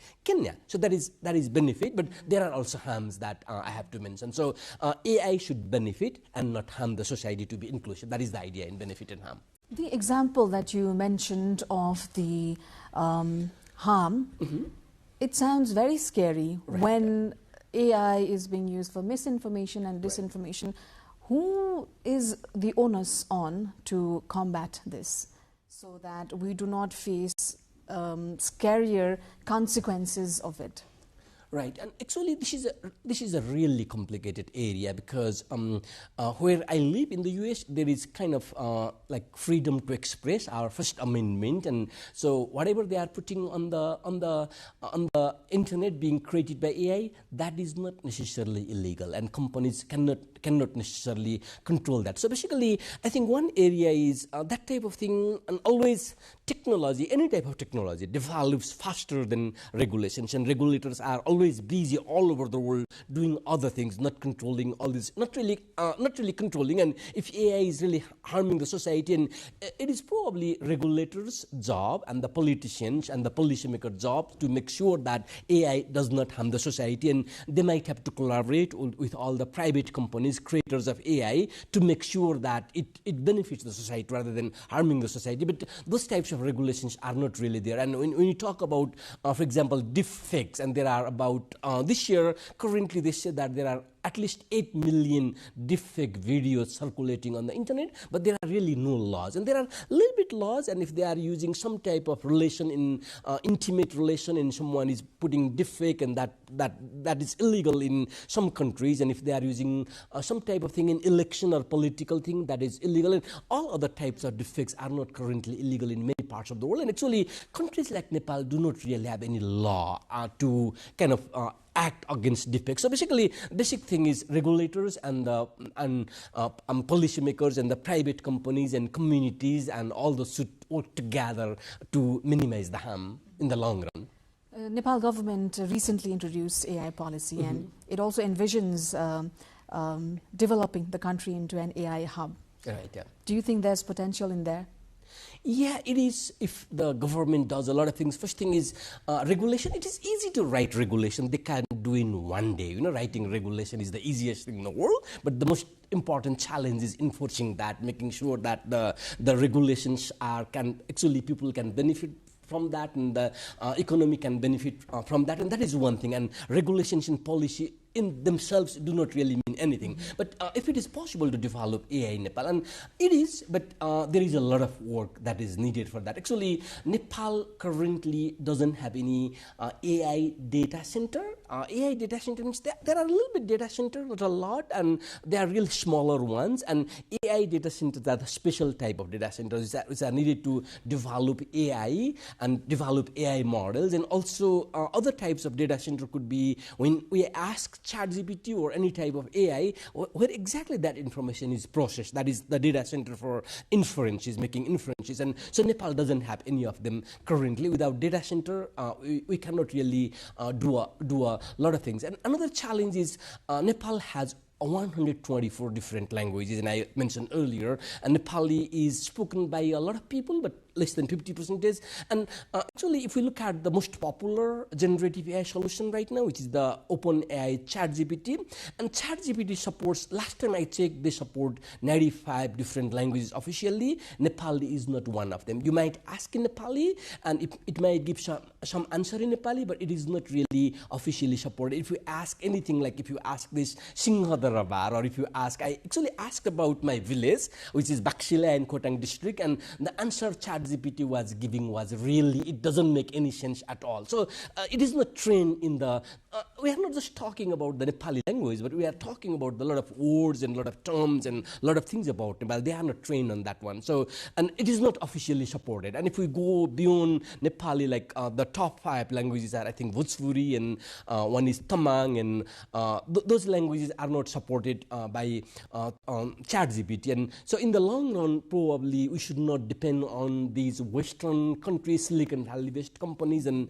Nepal should be able to do something to develop Nepali language AI model, you know, so not using OpenAI ChatGPT, which is not really accurate, doesn't work very well in Nepal. So that is the first step, creating data set and kind of working with these AI companies, developing AI startups, encouraging them and developing those could be important. And also another thing could be, personally, I think, and I have talked with many people, that AI should be required in grade 1, grade 2, 10, and no one should graduate without learning how AI works. And AI doesn't have only the positive sides, and AI has a lot of negative sides. And so rather than pretending that AI does not exist in the world and everyone has to accept that the fact that AI is here, AI will not go away, and how to make best use of AI. So it should be required in the curricula from schools to colleges to universities, and all these educators must be trained in AI. So those are some of the important things for Nepal to do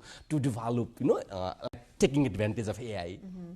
I think open platforms like ChatGPT and DeepSeek are accessible to so many people, and we are using it on an everyday basis. Right. Do you think there are any cognitive impact of using AI so much, or depending on AI so much? Right. Yeah. They say that there are actually, and but I think the way that our cognitive thing in the past. Like different types of cognitive. I mean, one of the important things they talk about is in university, in educational setting, is they call critical thinking. So, and the claim many people are making is that critical thinking, and people do not have that type of thinking. But I think critical thinking these days is different. The meaning of critical thinking is different. So critical thinking right now is to figure out what exactly AI can do, what are the limitations of AI, what is AI's role, what is my role as a human being, how to work together with AI to achieve whatever I want to achieve my goal. So that is the most important thing. And maybe some part of cognitive system might not be working, but other parts might be better. That is the thing. Some part definitely is declining, but other part of cognitive thing will be improving. But overall, I don't think that people will be really losing any cognitive power, just using different part of brain probably, because we have to get work done in a different way compared to the past. We have gone through many stages of technological advancements to reach in this era of AI. Exactly. What's next? Oh yeah, the next is, I think we have the kind of the predictive AI, as you were saying, AI, they have been doing since 1940s, and they did a lot of things, and it was not possible to develop that time AI because we need very powerful computers, and all those things did not exist, and we have kind of powerful computers at a very low price. Anyone can develop, that is one thing. But the most popular AI that everyone is talking about right now is the second generation generative AI, and already there are kind of a lot of applications of the third generation, which is called the agentic AI.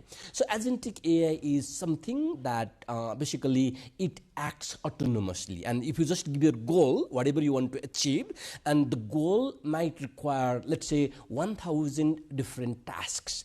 And right now, like generative AI, like ChatGPT, can perform only one task. But the agentic AI, basically, if you tell the AI your goal and 1,000 tasks it figures out, and it can create 1,000 different AI agents, and there will be one coordinating agent which coordinates the activities of all of those things and achieves the goal. That is not even future. In some areas they already exist. Actually, in cybersecurity, there is a company in Israel, Twin, and it has it was an employee they call the Alex. Alex is a virtual employee, and it is smarter than most of the human cybersecurity employee. And you can hire Alex at a very, very low cost compared to hiring a kind of human cybersecurity personnel. And so basically that Alex can identify any threat that your company is facing, can figure out all the different things it needs to do, can create agents to perform the specific task, and can take action.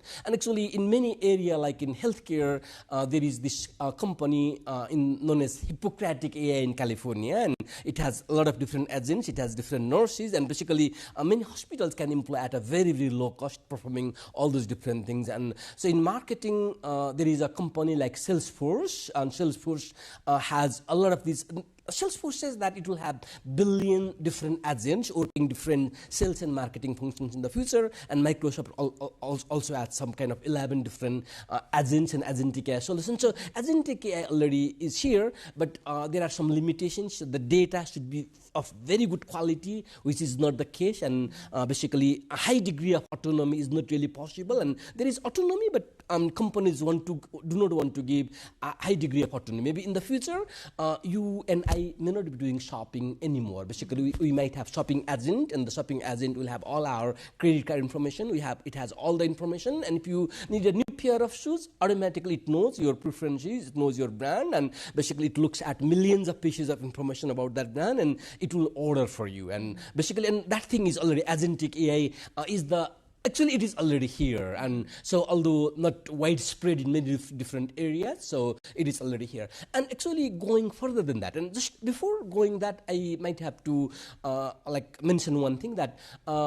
Right now, this year, only US companies are investing about $400 billion in AI solution, and in 2028, companies worldwide are estimated to invest about $3 trillion only in data center, because all this information that I was talking about, they have to store that information, they have to analyze, they have to process in data center. So it is real thing. And actually one thing is, no AI company is really making any money, and so everyone is losing. And what is the ultimate goal? Ultimate goal for all these companies, in whoever becomes the first one to create, superhuman, super intelligence, or they call and even before that, they call the artificial general intelligence. And the AGI, the idea in artificial general intelligence is, it is exactly like human being, all the things human being can do, all the cognitive things that human being do, and the AI will have, like a human being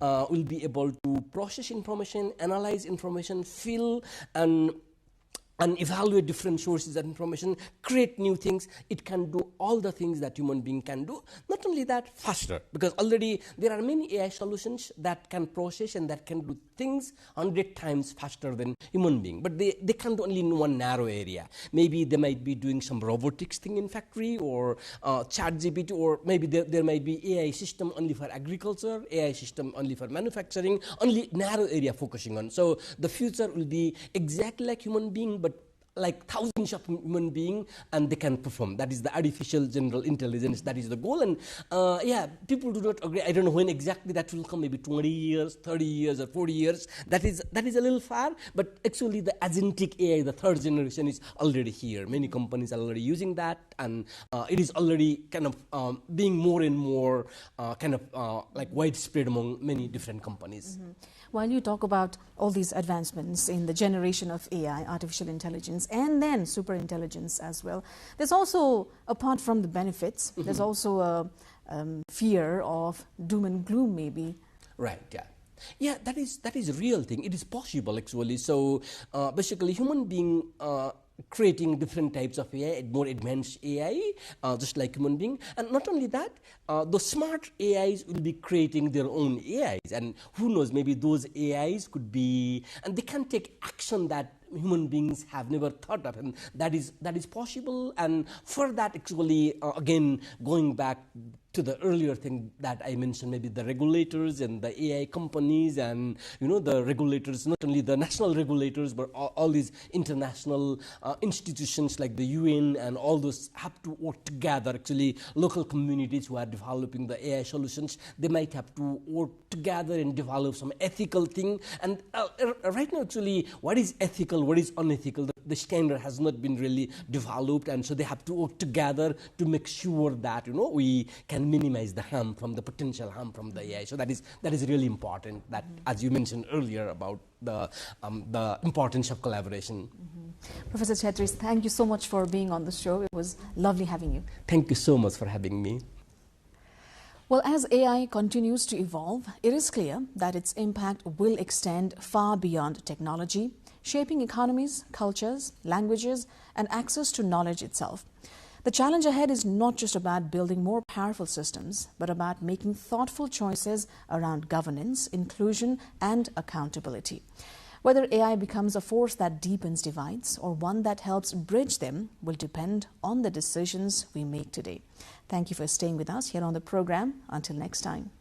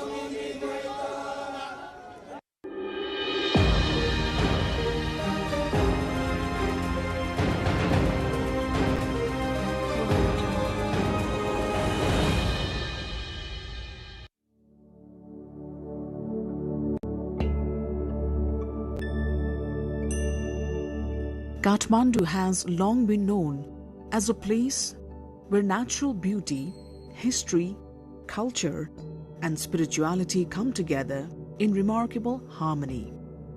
Rising above the western side of the valley stands Swayambhunath, one of Nepal's most revered and ancient sites.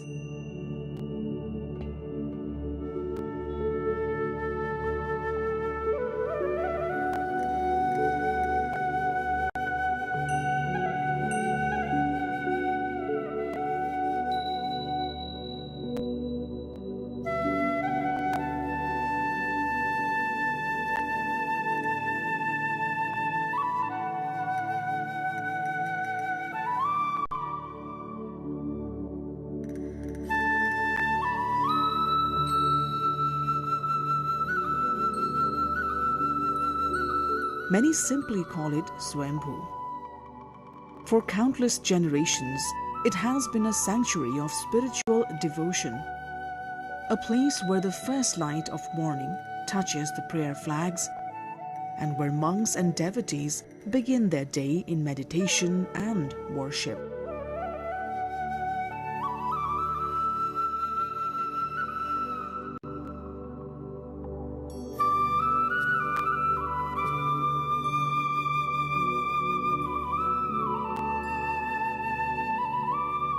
Swayambhu is cherished by Buddhists from all over the world, yet it holds equal significance for many Hindus. This shared reverence creates a rare sense of unity within its sacred grounds.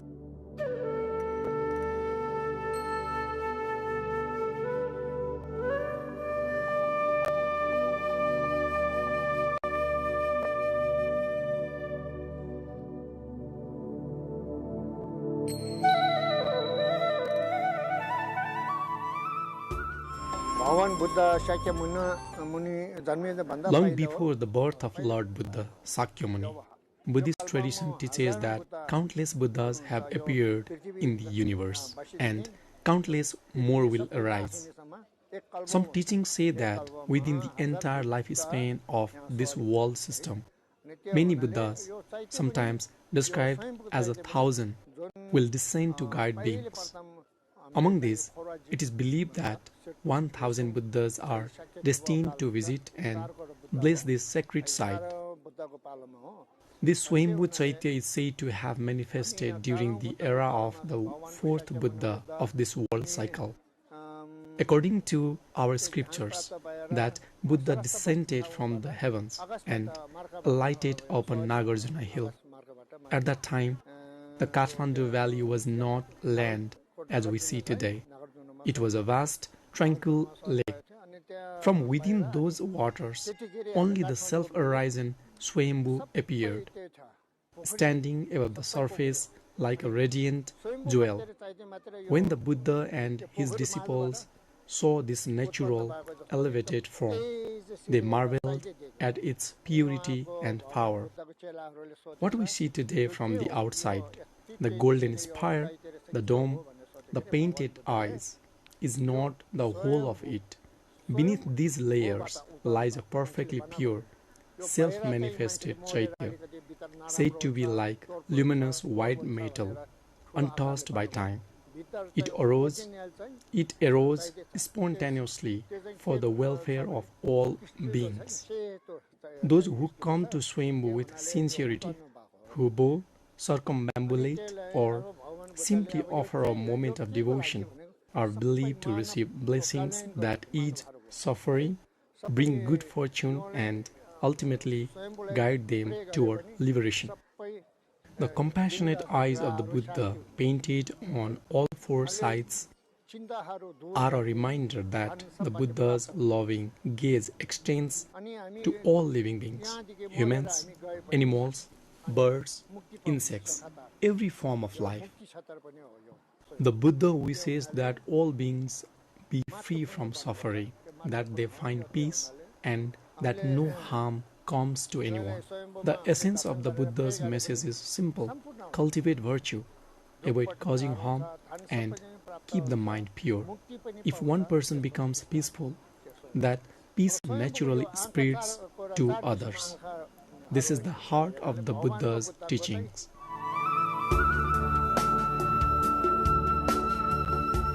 The origins of Swayambhunath stretch back at least 2.5 millennia.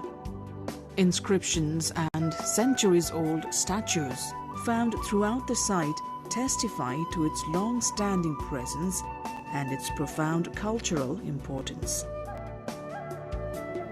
The stupa itself is one of Nepal's traditional religious landmarks, crowned by the serene eyes of the Buddha that gaze out across all four directions.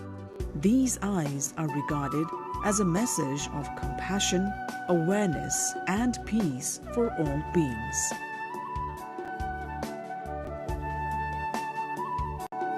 For Buddhists, the stupa and its symbols become a guide toward understanding the teachings of the Buddha.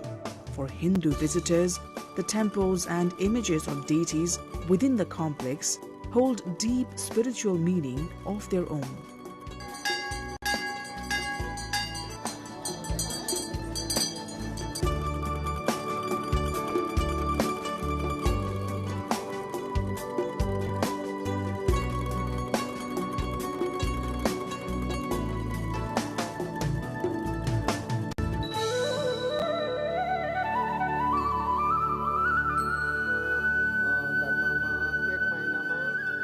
In Buddhism, each month contains 5 significant sacred days.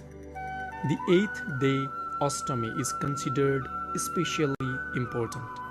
On this day, we recite the teachings of the medicine Buddha for healing and protection. The 10th day, Dasami, is dedicated to Vajra Guru Padmasambhava. The full moon is honored with equal reverence and associated with the blessings of Vajra Yogini. The new moon is dedicated to Mahakala, the great protector. It is believed that worship performed on these days yields vast merit and profound results. The Buddha's teachings remind us that beings have existed since beginningless time, and the cycle of life has no absolute start or end. What truly matters is learning how to live with compassion, harmony, and happiness, here and now.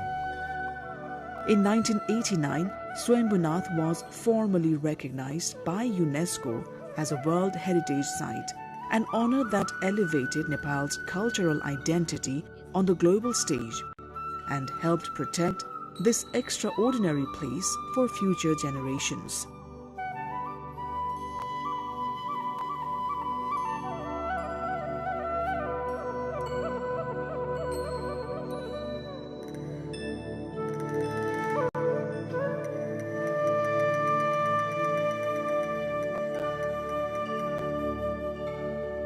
I'm from America. I was driving past and I saw the temple with the monkeys, and I really wanted to know what that was, so I looked it up and I came here today to see the temple and all the monkeys.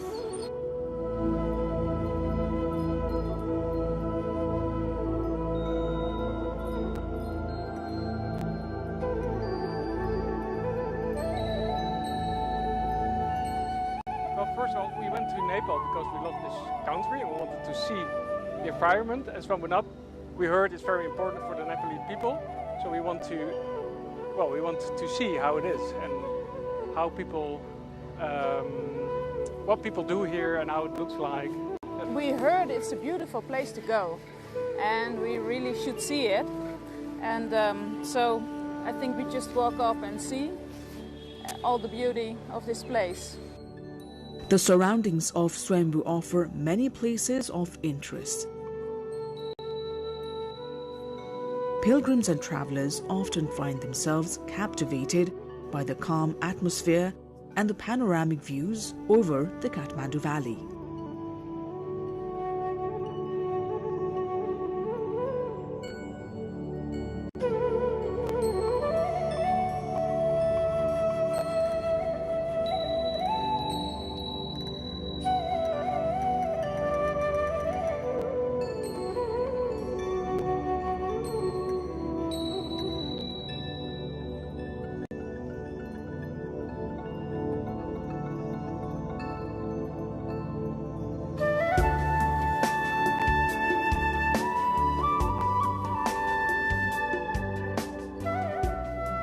The architecture of the complex reflects a graceful blend of Nepali and Tibetan influences.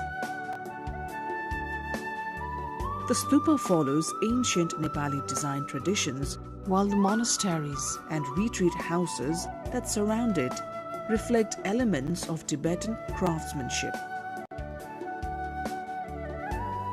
These two styles together give Swayambhunath a distinctive character found nowhere else.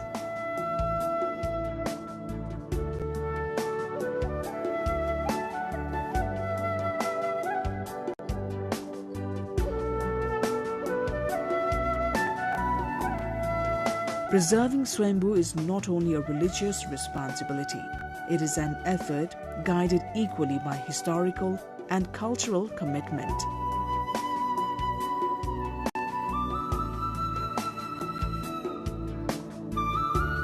The temples, statues, and inscriptions within the complex carry stories that span centuries.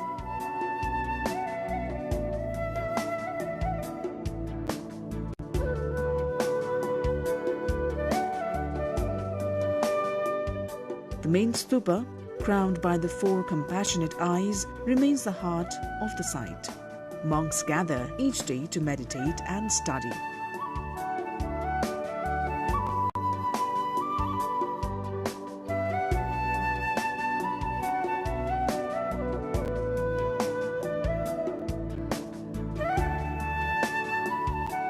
Within these halls, elaborate paintings and sacred sculptures portray episodes from the life of the Buddha and remind visitors of the spiritual traditions that continue to flourish here.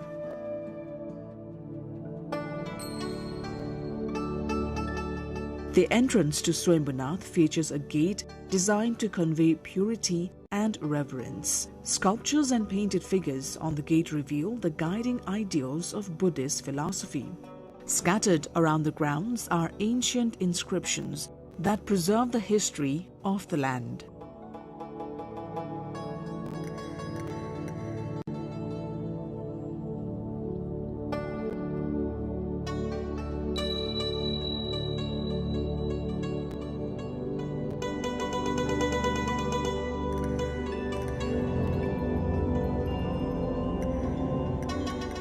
Statues of various Buddhas stand alongside images of Parvati and Shiva, creating a space where cultural diversity and shared devotion coexist with harmony.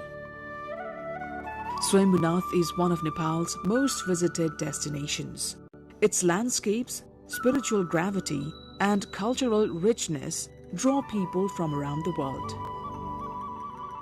Each year, millions of visitors, both local and international, climb the steps leading toward the stupa. Their presence contributes greatly to Nepal's tourism economy and to the livelihoods of those who live and work nearby. Swayambhunath परिसरमा रहेका स्मृति सामग्रीहरू जस्तै बुद्धका मूर्ति, थाङ्का, मालाहरू, गहना, धार्मिक सामग्रीहरूले व्यवसाय गर्ने व्यवसायीहरूको जीविकोपार्जन भइरहेको छ। The number of tourists has increased significantly compared to previous years. Earlier, we used to have clear off-seasons, but now we see international visitors throughout the year. However, their spending capacity has dropped to less than what we used to get before. In the past, if a group of 30 tourists came into our shops, at least 20 of them would buy something. Today, only 2 or 3 of them make a purchase out of the same-sized group. Visitors also compare prices more carefully now, mainly because similar goods are widely available elsewhere. This shop is our family's livelihood, so these changes affect us deeply. Craftspeople and merchants sell ritual objects, thankas, prayer beads, and other items used in Buddhist practice. These items connect not only with Nepali devotees, but also with those from Buddhist communities in China, Thailand, Sri Lanka, and beyond.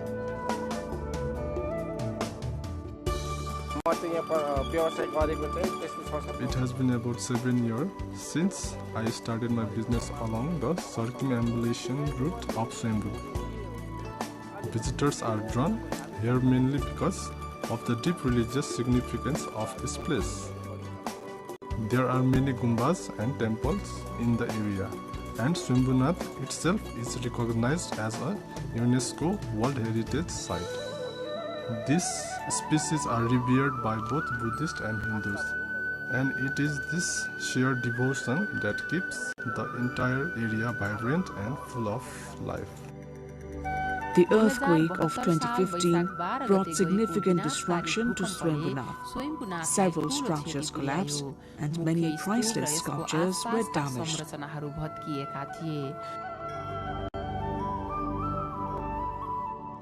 The impact on the site's cultural heritage was deeply felt throughout the country. Yet, the response to this tragedy revealed the strength of the community.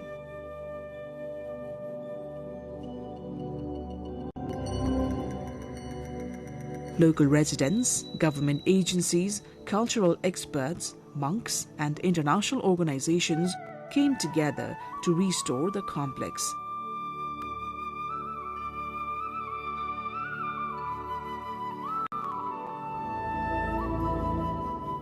The rebuilding process became more than a physical reconstruction.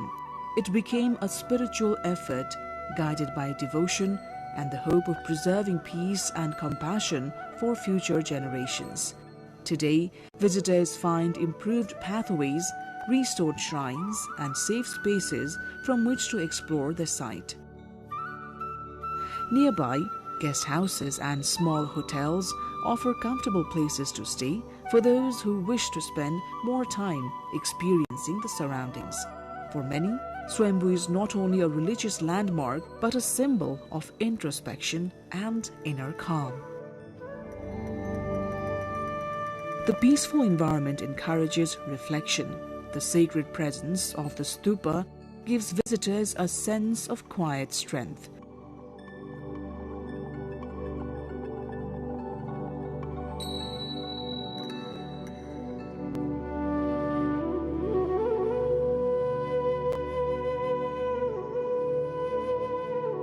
The eyes of the Buddha seem to guide those who come seeking balance, clarity, or a moment of stillness.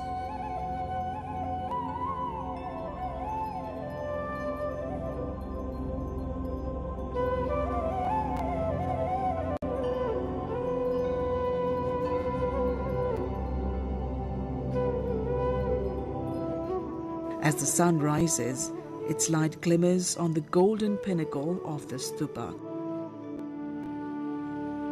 And as the night falls, the view of Kathmandu from this hilltop feels almost otherworldly, as though the city below is touched by a gentle glow. Swayambhunath continues to stand as a reminder of the spiritual harmony that has shaped Nepal for centuries. It invites every visitor to pause, to breathe, and to discover a deeper part of themselves.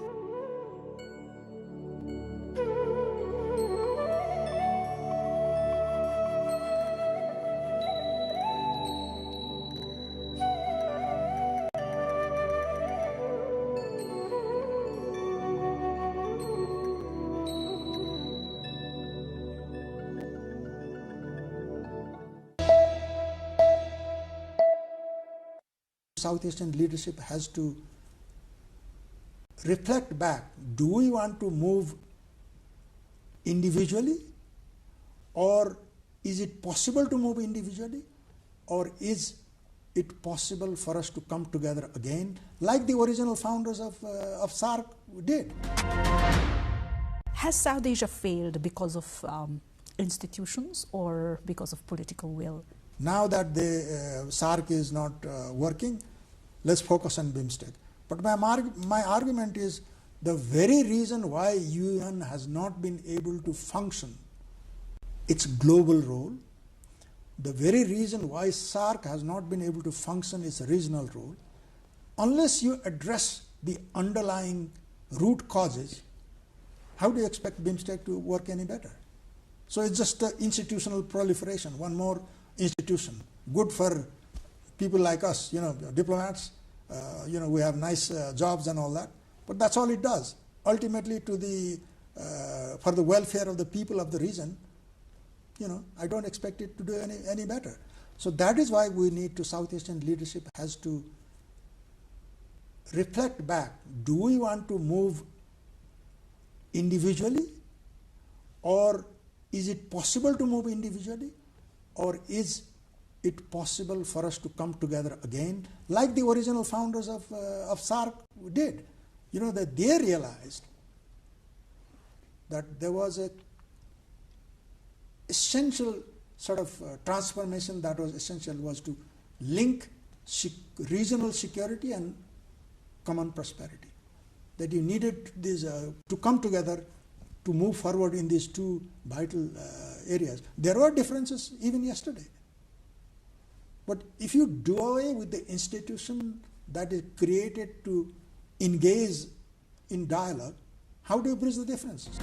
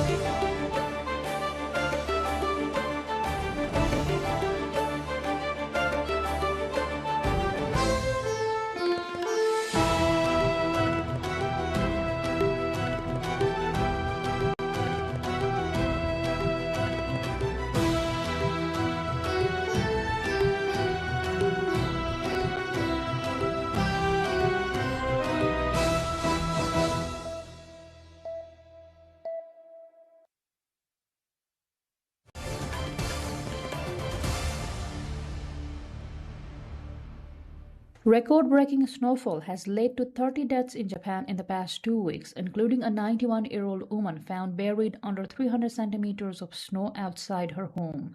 The heavy snowfall prompted the government of Prime Minister Sanae Takaichi to order the deployment of troops on Tuesday to help in affected areas. Officials asked people to watch for avalanches and accumulated snow falling from rooftops, and also warned that power outages are possible in the hardest hit areas. As of Tuesday, the northern city of Aomori had 175 centimeters of snow accumulated on the ground, more than double the average for this time of the year. Several other cities also reported snow accumulation of at least 135 centimeters. The meteorological agency says some areas of the country are seeing more than double the usual volumes of snow as a cold air mass from the Arctic lingers over the country.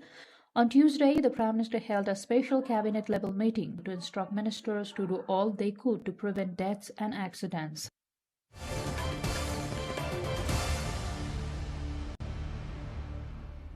U.S. President Donald Trump has announced